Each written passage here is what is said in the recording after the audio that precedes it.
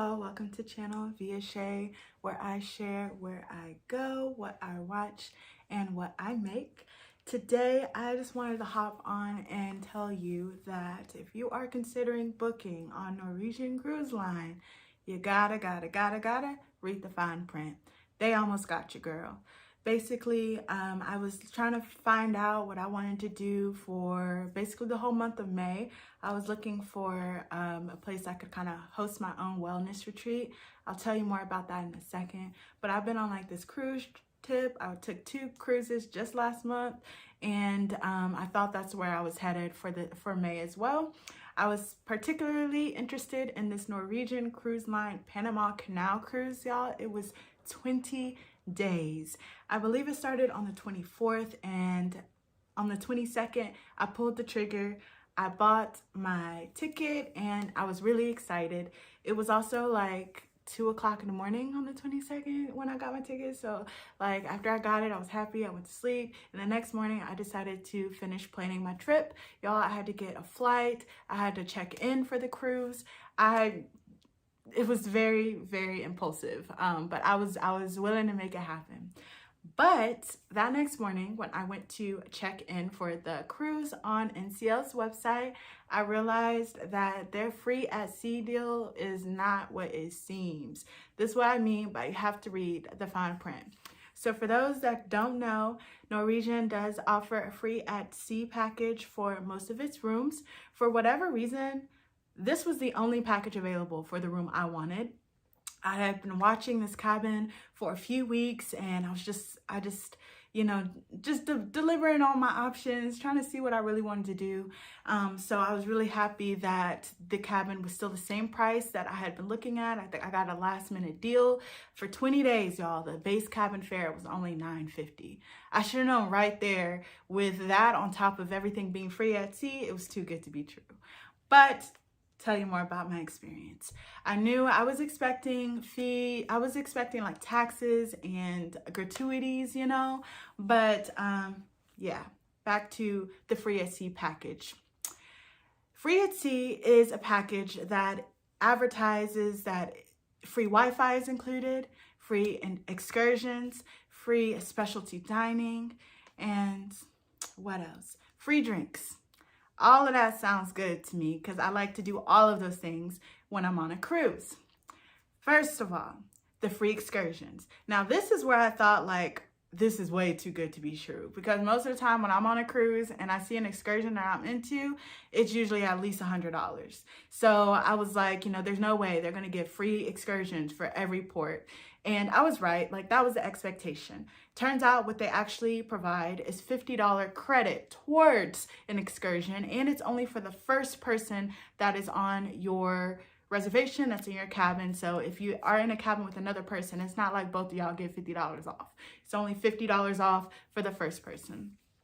So that was, like I said, I had already knew that expectation was too good to be true. It was fine, whatever. Oh, before I continue, I also want to note that I do work from home. I'm trying to be on my digital nomad-ish. So it's really important that I'm somewhere that I can do my work during my work hours and then have fun outside my work hours. So the reason I bring that up is the second thing that is included with free at sea is Wi-Fi. Like I said, just last month, I was on 2 different cruises, and those were my 3rd and 4th cruise. So, I knew what Wi-Fi was like on a cruise ship. Usually it's between $20, $30 each day for the type of Wi-Fi that I need. So when I saw that NCL was offering free Wi-Fi, that they had me sold immediately. Too good to be true though. Gotta read that fine print. NCL caps their Wi-Fi, so it's on like a metered connection. They can tell how long you've been on it, and they only allow 300 minutes.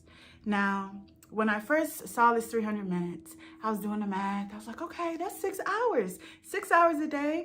Yeah, I can do my work on that. I can post a few on socials. Like, I can do my little YouTube thing. That's cool. I can make 6 hours a day work. Kept reading. I didn't see per day nowhere on there. So it was not 6 hours per day, y'all. It was 6 hours for the entire cruise. So Wi-Fi is not really free. Basically, that should just be like a free trial of Wi-Fi or something, because it's not free. I would have had to also pay about $30 a day for the type of internet I need. The reason why I would need the premium package, even though I'm usually working on 2 devices, I could make 1 device work. I knew that from the prior cruises I had been on, but I need premium Wi-Fi because I got the kind of remote job where they expect camera on to they expect the camera to be on during Zooms. So I couldn't just go 3 straight weeks with my camera off on Zoom. Like, I have to have that streaming capability, which knocks me up a tier for the Wi-Fi quality that I need. So I crunched them numbers. And like I said, it would have been at least $600 more for me just to have Wi-Fi for the entire cruise. That alone was like a deal breaker. So luckily I did book my cruise in a refundable way. I'm glad I did that because, like I said, I booked it in the middle of the night. It was super impulsive.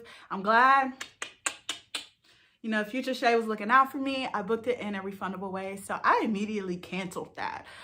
Just off of the fact that I would have had to pay an extra $600 for the type of Wi-Fi I needed. But I decided to keep looking into this free at sea package to see what else I missed and what else I could potentially warn y'all about. So the next free at sea offer has to do with the drinks. Drink packages usually cost $40 to $60 per day per person on these cruise ships. So to have a drink package already included, that's like unheard of. Except on Virgin. I think Virgin includes free drinks too, but Virgin price, they already premium. Like, so for as much as I would pay to be on Virgin, drinks better be included. All the other cruise lines, you know, you expect to pay $40 to $60 per drink package. Usually it's up to like 10 drinks a day. So it is a deal. It is a deal. But where Norwegian gets you is that the gratuities, the open bar gratuities themselves are $22 per person per day. So that alone added like $420 something to my total that I wasn't really expecting. In addition to the drink package costing $40 to $60 a day, that's usually how much the total gratuities cost for each cruise. So I had in mind that, yeah, I'm probably gonna have to pay my steward fees, you know, my steward tips, and that cruise tips was gonna be about $40 to $60 a day. So I was already expecting that extra $400 to $500 on top of my grand total, but I was not expecting only that much to be pertaining to drinks. And this is why I brought up in the beginning of this video that for the cabin type I selected, for whatever reason, only the free at sea offer was there. I couldn't opt out of it. And for $9.50 for 20 days, like, that was a deal. So I wasn't tripping because I didn't know that free at sea was really meaning fees at sea, you know? So yeah, there was no way to opt out of the drink package. Had I had that option, I would have, instead of paying $500 or I think it was like $424 or something for the drink package, instead of paying those gratuities for the open bar, I would have put that money towards unlimited premium Wi-Fi for 1 device, and I would have been on that ship if that was an option, but it wasn't. The last thing that they tell you about, or that they don't tell you about, they don't tell you everything, it has to do with the specialty dining. Now, I like doing specialty dining on cruises. Usually I don't, though, unless it's on somebody else's dime, you know, unless I'm with somebody and, you know, they treat me to a little something. But usually specialty dining restaurants, like, you're looking at spending at least $50 to $75 for like the nice restaurants. And the fact that all of the specialty dining was already included on NCL, that was nice, you would think, right? Actually, I'm not even really tripping about this part, because specialty dining was included, but there was also its own specialty dining gratuities, and that was only like $1 a day. So honestly, I wasn't really tripping off the specialty dining. I could say that is definitely included with Norwegian, but I also think that it's just that all of the restaurants are at the same level. I think they call it specialty dining, but my assumption is that there's only 1 or 2 restaurants that aren't already included if you didn't get the free at sea package.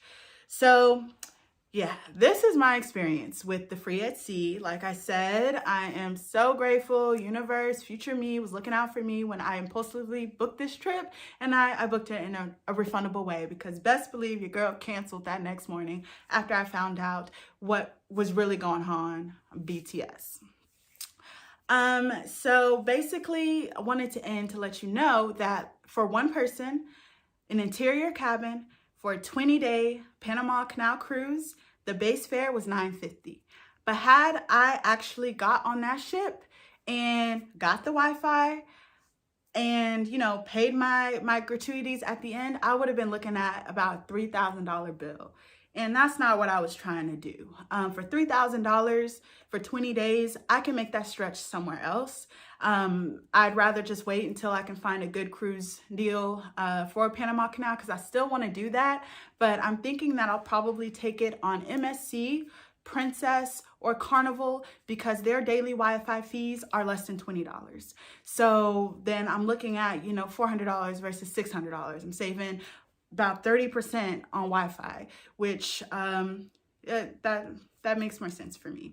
So NCL is still in my future though. I'm actually really looking forward to trying their solo studio cabins. But I think when I go on NCL, I probably will choose a shorter cruise, knowing now what I know, that I will have to pay for Wi-Fi. On that note, again, I work from home, I work remotely, and so it's important for me to have stable internet. I've already tried MSCs and Carnivals and Celebrities Wi-Fi, and they were all strong enough for me to do my job on. But keep in mind, my future destinations, I'm always working from home, so I also want to do some segments about what it's like working remotely all over the place. So stay tuned for that. And as you can see, I'm not on a cruise ship, but I'm in a pretty cool spot right now. I'll tell you more about that maybe in the next video, and how I have created my own wellness retreat for May, where I'm at, what I'm doing, and all that good stuff. So stay tuned.